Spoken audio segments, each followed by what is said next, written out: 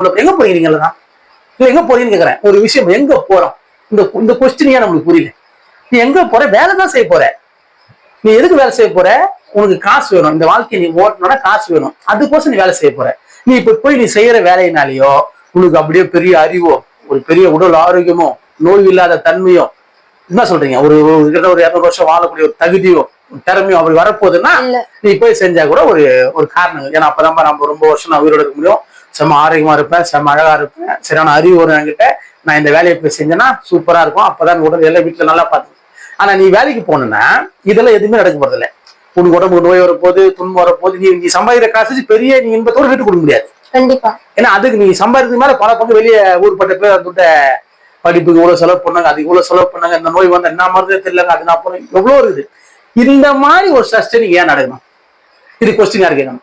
நம்ம தான் கேட்கணும். வழிபடுற நீ கேட்காம வேற யாரு கேட்பா? ஏன் அதை கேட்க மாட்டோம்? இதை கேட்டா கூட இது ஒரு கொஸ்டின். இது என்னங்க, இது என்ன கேள்வியாங்க, இதெல்லாம் இப்படிதாங்க, நீ இப்படிதான் சொல்லாது, இப்படியா இருக்கணும், கேள்வி கேளு. இப்படி இல்லாம நல்லா இருக்கணுமா நினைக்கியா? இப்படியே இருக்கிறதுனால இது ஒரு தீர்வே இல்லாம கேள்வி எப்படி வரும்? இது தீர்வு வரணும்னா அது உள்ள யாரு சிரமப்படுறோம், யாரு கஷ்டப்படுறோம், யாரு இந்த வேதனை அனுபவிக்கிறோமோ நம்ம தான் அந்த கொஸ்டின் எழுப்பணும். உண்மைதானே?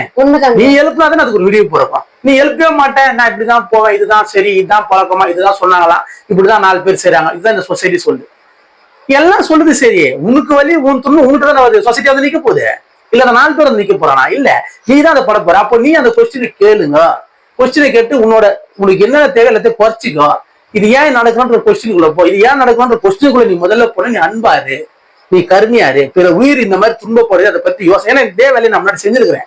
8 வருஷத்துக்கு நான் பார்த்துருக்கேன். எனக்கு பெருசா தெரியல. இப்படிதான் சரி, இதுதான் கரெக்ட், சரியா வேலை செய்யணும், நல்லா வேகமா வேலை செய்யணும், நம்ம அப்பதான் நம்மளுக்கு ஓனர் வந்து நம்மளுக்கு காசு கொடுப்பாரு, நிறைய விஷயம் பண்ணுவாரு, அப்படின்னா போய் செய்யணும். தெரியல, நம்ம அடிமை வேலை செய்யணும் தெரியல. யாருக்கு? நமக்கு நம்ம அடிமையா இருக்கும். தெரியல, இந்த வேலை செஞ்சா சரின்ட்டான், அப்பதான் நிறைய காசு வரும்ட்டான். நீ சந்தோஷமா இருந்த. நீ பாருல, இந்த காசை வச்சு நான் என்ன சந்தோஷப்படுத்திக்கோசம் நான் என்ன வருத்தப்பட்டு அதை சம்பாதிச்சிருக்கிறேன். ஆகமத்துல ஏன் பாருங்க, ஒரு கேமுக்குள்ள போனீங்கன்னா ஜெயிக்கிறது உனக்கு எப்போ சந்தோஷம் ஆகும்னா, ஒருத்தர் தோக்கும் போது மட்டும் சந்தோஷம் வரும். புரியுதுங்களா? ஒருத்தர் தோத்துட்டாருன்னா உனக்கு நீ ஜெயிச்சிருக்க ஆப்போசிட் வரும், அப்போ உங்க மகிழ்ச்சி, நான் ஜெயிச்சிட்டேன், செம்ம ஜாலியா இருந்தேன்.